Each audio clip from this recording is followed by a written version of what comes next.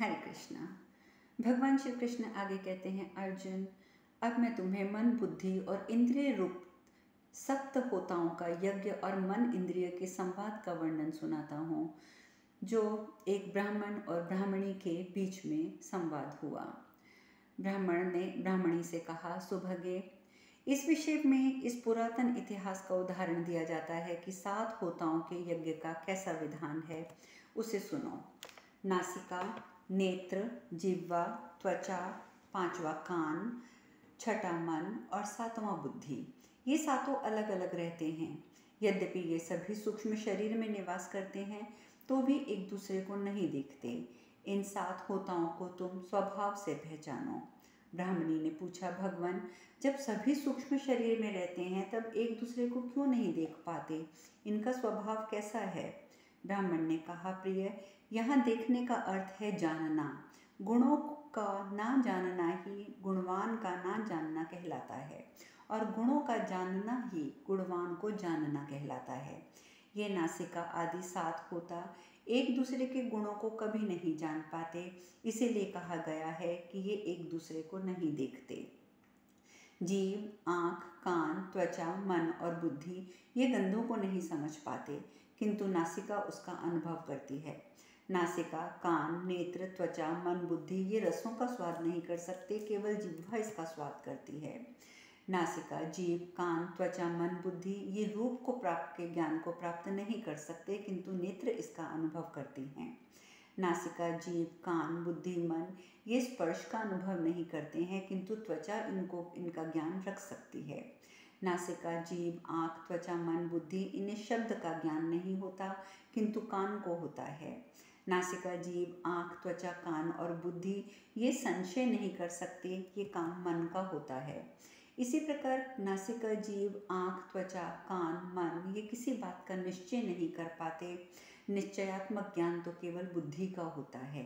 भाविनी, इस विषय में इंद्रियों और मन के संवाद के रूप में भी एक प्राचीन इतिहास का उदाहरण दिया जाता है। एक बार मन ने इंद्रियों से कहा, मेरी सहायता के बिना नासिका सूंघ नहीं सकती, जीभ रस का स्वाद नहीं कर सकती, आँख देख नहीं सकते, त्वचा स्पर्श का अनुभव नहीं कर सकती, कानों को शब्द सुनाई नहीं दे सकता, इसीलिए मैं भूतों में श्रेष्ठ और सनातन हूँ।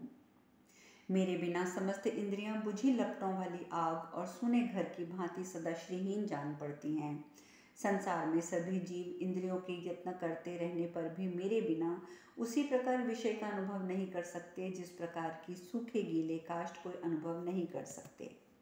यह सुनकर इंद्रियों ने कहा, महोदय, यदि आप भी हमारी सहायता लिए बिना ही विषयों का अनुभव कर सकते हैं तो हम आपकी बात को सच मान लेती हैं। हमारा लय हो जाने पर आप तृप्त नहीं रह सकेंगे। जीवन धारण कर सकें और सब प्रकार के भोग सकें तो आप जैसा कहते हैं वही सत्य हो जाएगा।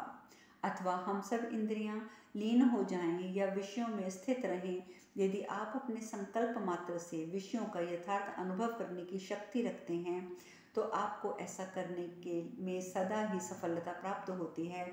तो ज़रा नाक के द्वारा रूप का तो अनुभव कीजिए, आँख से रस का तो स्वाद लीजिए और कान के द्वारा गंध को तो ग्रहण कीजिए। इसी प्रकार अपनी शक्ति से जिह्वा के द्वारा स्पर्श का, त्वचा के द्वारा शब्द का और बुद्धि के द्वारा स्पर्श का अनुभव तो कीजिए। आप जैसे बलवान लोग नियमों में बंध कर नहीं रहते। नियम तो दुर्बल लोगों के लिए होते हैं। आप नए ढंग से नवीन भोगों का अनुभव कीजिए। हम लोगों की जूठन खाना आपको शोभा नहीं देता।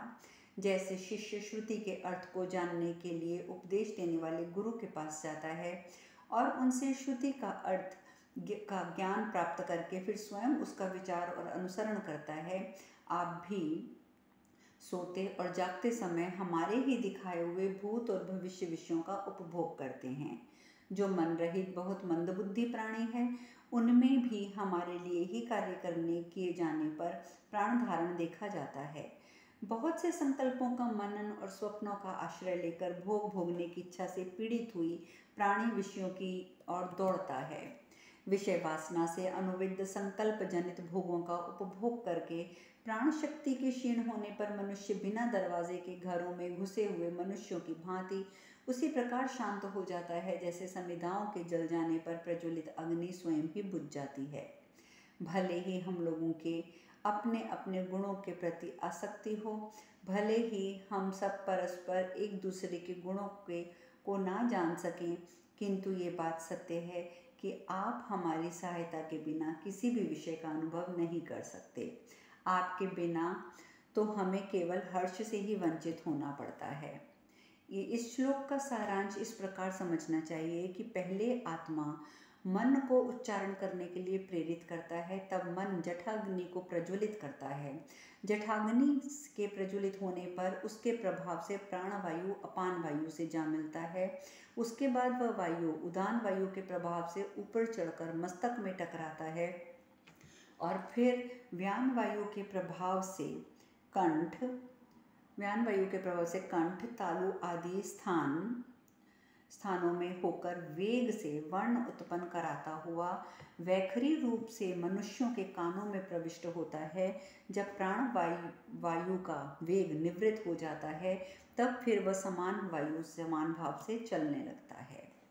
यह सुनकर ब्राह्मण ने कहा, ये कहकर ब्राह्मण ने आगे कहा, प्रिय, अब पंचभूतों के यज्ञ का कैसा विधान है उसके विषय में भी मैं तुम्हें एक दृष्टांत बताता हूँ।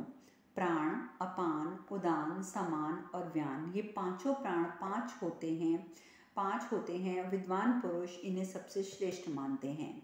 ब्राह्मणी बोली, नाथ, पहले तो मैं समझती थी कि स्वभावतः 7 होते हैं, किंतु आपके मुख से 5 होताओं की बात मालूम होती है, अतः ये 5 होता किस प्रकार हैं, आप इसका वर्णन कीजिए।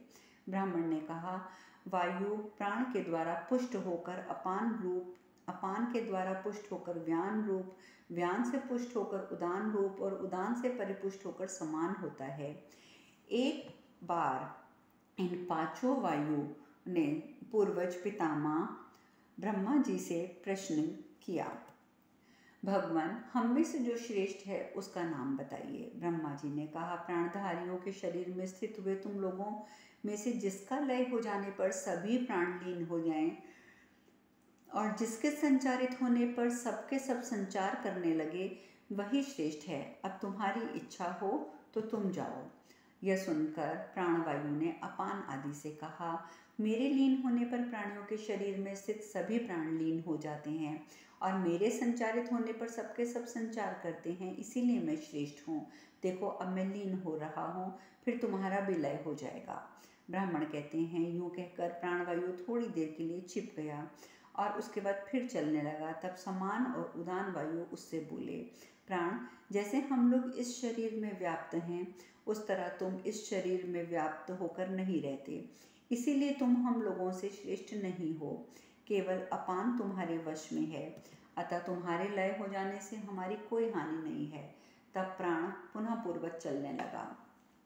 अपान ने कहा कि मेरे लीन होने पर प्राणियों के शरीर में स्थित सभी प्राण लीन हो जाते हैं तथा मेरे संचारित होने पर सबका संचार होता है, इसलिए मैं श्रेष्ठ हूँ। चलो देखो, अब मैं लीन हो रहा हूँ। तब व्यान और उदान ने पूर्वोक्त बात कहने वाले अपान से कहा, अपान, केवल प्राण तुम्हारे अधीन है, इसलिए तुम हमसे श्रेष्ठ नहीं रह सकते। यह सुनकर अपान भी पूर्वत चलने लगा। तब व्यान ने उससे फिर कहा, मैं ही सबसे श्रेष्ठ हूँ, मेरी श्रेष्ठता के कारण तुम सब हो। मेरे लीन होने पर प्राणियों के शरीर में स्थित सभी प्राणी लीन हो जाते हैं, मेरे संचारण पे सब संचार करने लगते हैं, इसलिए मैं श्रेष्ठ हूँ। देखो, मैं लीन हो रहा हूँ, तुम भी लीन हो जाओगे। ब्राह्मण कहते हैं, तब व्यान कुछ देर के लिए लीन हो गया, फिर चलने लगा। उस समय प्राण, अपान, उदान और समान ने उससे कहा, व्यान, तुम हमसे श्रेष्ठ नहीं हो, केवल समान वायु तुम्हारे वश में है। यह सुनकर व्यान पूर्वत चलने लगा। तब समान ने कहा, तो इसका अर्थ हुआ कि जिस कारणों में सबसे श्रेष्ठ मैं हूँ, अब मैं तुम्हें बताता हूँ। मेरे लीन होने पर प्राणियों में सभी प्राण लीन हो जाएंगे, इसलिए मैं ही सबसे श्रेष्ठ हूँ। देखो, मैं लीन हो रहा हूँ। ब्राह्मण कहते हैं, यह कहकर समान कुछ देर के लिए लीन हो गया और फिर पूर्वत चलने लगा। उस समय प्राण, अपान व्यान और उदान ने उससे कहा, समान तुम हम लोगों से श्रेष्ठ नहीं हो, केवल व्यान ही तुम्हारे वश में है। यह सुनकर समान पूर्वतः चलने लगा। तब उदान ने कहा कि मैं सबसे श्रेष्ठ हूँ, मेरे लीन होने पर तुम सब लीन हो जाओगे। यह सुनकर उदान, और यह कहकर उदान लीन हो गया। यह सुनकर उदान कुछ देर के लिए लीन तो हुआ पर पुनः चलने लग गया। तब प्राण, अपान, समान, व्यान ने उससे कहा, उदान तुम भी हमसे श्रेष्ठ नहीं हो, केवल व्यान ही तुम्हारे वश में है। ब्राह्मण कहते हैं, तदंतर वे सभी प्राण ब्रह्मा जी के पास एकत्र हुए और फिर उन्होंने कहा कि ब्रह्मा जी ने कहा, उनकी बात सुनी और ब्रह्मा जी ने कहा, वायुगण तुम सभी श्रेष्ठ हो, अथवा तुम में से कोई भी श्रेष्ठ नहीं है। तुम सबका धारण रूप धर्म एक दूसरे पर अवलंबित है। सभी अपने अपने स्थान पर श्रेष्ठ हैं और सबका धर्म एक दूसरे पर अवलंबित है। इस प्रकार वहां एकत्र हुए सब प्राणों ने प्रजापति से कहा, एक ही वायु स्थिर और अस्थिर रूप से विराजमान है, उसी के विशेष भेद 5 वायु होती हैं। इस प्रकार एक ही मेरा आत्मा अनेक रूपों में वृद्धि को प्राप्त होता है। तुम्हारा कल्याण हो, तुम कुशल पूर्वक जाओ और एक दूसरे के हितैषी रहकर परस्पर उन्नति में सहायता करो। इस प्रकार श्री महाभारत अश्वमेधिक पर्व में अनुगीता में ब्राह्मण गीता का 23वां अध्याय पूर्ण हुआ। ब्राह्मण आगे कहते हैं, प्रिय, इस विषय में देवर्षि नारद और देव मत के संवाद में भी एक प्राचीन इतिहास का उदाहरण दिया जाता है। देव मत ने पूछा, देवर्षि, जब जीव जन्म लेता है उस समय सबसे पहले उसके शरीर में किसकी प्रवृत्ति होती है, प्राण, अपान, समान, उदान या व्यान? नारद जी ने कहा, मुने, जिस निमित्त के कारण इस जीव की उत्पत्ति होती है उससे भिन्न दूसरा पदार्थ भी पहले कारण रूप से उपस्थित होता है। वह है प्राणों का द्वंद्व, जो ऊपर देवलोक, तिर्यक मनुष्य लोक, अधोलोक यानी कि पशु आदि में व्याप्त है, ऐसा समझना चाहिए। देवमत ने कहा, नारद जी, किस निमित्त कारण से इस जीव की सृष्टि होती है? दूसरा कौन पदार्थ पहले कारण रूप से उपस्थित है? और प्राणों में द्वंद्व क्या है? ऊपर, मध्य और नीचे क्या है? नारद जी ने कहा, मुने, संकल्प से हर्ष उत्पन्न होता है, मनोनुकूल शब्द से, रस से और रूप से भी हर्ष की उत्पत्ति होती है। रज में मिलने वाले वीर्य से पहले प्राण आकर उसमें अपना कार्य आरंभ करता है। उस प्राण से वीर्य में विकार उत्पन्न होने पर फिर अपान की प्रवृत्ति होती है। शुक्र और रस में भी हर्ष की उत्पत्ति होती है और यह हर्ष ही उदान का रूप है। उक्त कारण और कार्य रूप का जो मिथुन है वह दोनों के बीच में हर्ष व्याप्त करके स्थित होता है। प्रवृत्ति के मूलभूत काम से वीर्य उत्पन्न होता है, उससे रज की उत्पत्ति होती है और ये दोनों वीर्य और रज समान और व्यान से उत्पन्न होते हैं, इसलिए सामान्य कहलाते हैं। प्राण और अपान दोनों में भी द्वंद्व है, ये नीचे और ऊपर को जाते हैं। व्यान और समान ये दोनों मध्यभागी हैं और द्वंद्वी कहलाते हैं। अग्नि तथा परमात्मा ही संपूर्ण देवता हैं। जब वेद उन परमेश्वर की आज्ञा स्वरूप है, उस समय वेद से ही ब्राह्मण में बुद्धि युक्त ज्ञान की उत्पत्ति होती है। उस अग्नि का धुआं तमोमय और भस्म रजोमय है, जिसमें निमित्त भविष्य की आहुति दी जाती है। उस अग्नि से ही यह सारा जगत उत्पन्न होता है। ज्ञान विवेकता मनुष्य ये जानते हैं कि सत्व गुण से समान और व्यान की उत्पत्ति होती है। प्राण और अपान अज्य भाग नामक 2 आहुतियों के समान हैं। उनके मध्य भाग में अग्नि की स्थिति है। यही उदान का उत्कृष्ट रूप है, जिसे ब्राह्मण लोग जानते हैं, जो निर्द्वंद कहा गया है। वह भी बताता हूँ, मेरे मुख से सुनो।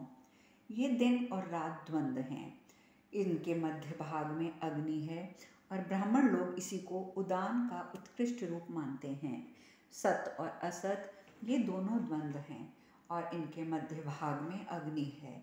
ब्राह्मण लोग इसे उदान का परम उत्कृष्ट रूप मानते हैं। एकमात्र व्यान शांति के लिए है। शांति सनातन ब्रह्म है। ब्राह्मण लोग इसी को उदान का परम उत्कृष्ट रूप मानते हैं। इस प्रकार श्री में अश्वमेधाधिक पर्व में अनुगीता में ब्राह्मण और गीता विषय 24वां अध्याय पूर्ण हुआ। ब्राह्मण ने आगे कहा, प्रिय, इस विषय में 4 होताओं से युक्त यज्ञ का विधान कैसा है ये भी मैं तुम्हें बताता हूँ। इसके लिए भी एक उदाहरण दिया जाता है। भद्रे, उस सब में के विधि विधान का उपदेश दिया गया है, ये रहस्य भी तुम मुझसे सुनो। भाविनी, करण, कर्म, कर्ता और मोक्ष, ये 4 होता हैं जिनके द्वारा ये संपूर्ण जगत आवृत है। गंध, रस, रूप, शब्द, स्पर्श, मंतव्य और बोद्धव्य, ये 7 विषय कर्म रूप के हैं और जो इनके हेतु हैं उन्हें युक्तियों द्वारा सिद्ध किया जाता है। घ्राण अर्थात नासिका, जिह्वा, नेत्र, त्वचा, कान, मन और बुद्धि, ये 7 कारण रूप हेतु गुणमय माने जाते हैं। सूंघने वाला, खाने वाला, देखने वाला, बोलने वाला, सुनने वाला और मनन करने वाला और निश्चयात्मक बोध प्राप्त करने वाला, ये 7 कर्ता रूप होते हैं।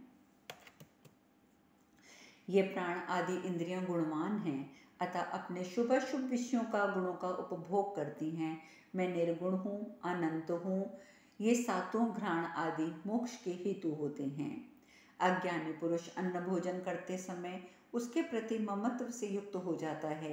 इसी प्रकार जो अपने लिए भोजन पकाता है वह भी ममत्व का दोष से मारा जाता है।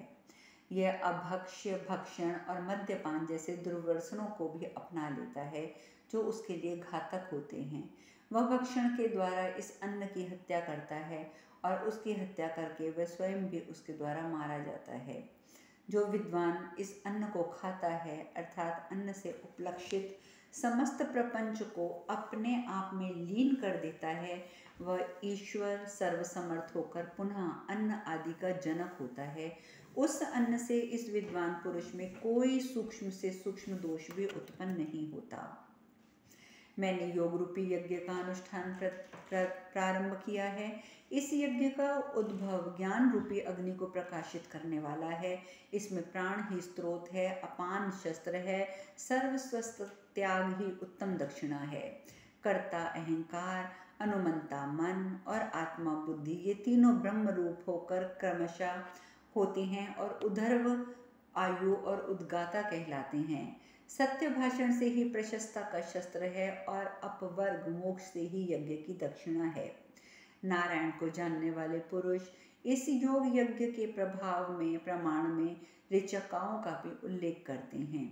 पूर्व काल में भगवान नारायण देव भी प्राप्ति के लिए भक्त पुरुषों के इंद्रिय रूपी पशुओं को अपने अधीन किया था। भगवत प्राप्ति हो जाने पर परमानंद से परिपूर्ण हुए सिद्ध पुरुष जो समागम करते हैं उसका दृष्टांत तैत्तिरीय उपनिषद के विद्वान एतत् समग्र न हस्ते इत्यादि मंत्रों के रूप में उपस्थित करते हैं। भीरु, तुम उस सर्वात्मा भगवान नारायण देव का ज्ञान प्राप्त करो। इस प्रकार अनुगीता में ब्राह्मण गीता विषय 25वां अध्याय पूर्ण हुआ। अब शेष कथा कल। हरे कृष्णा।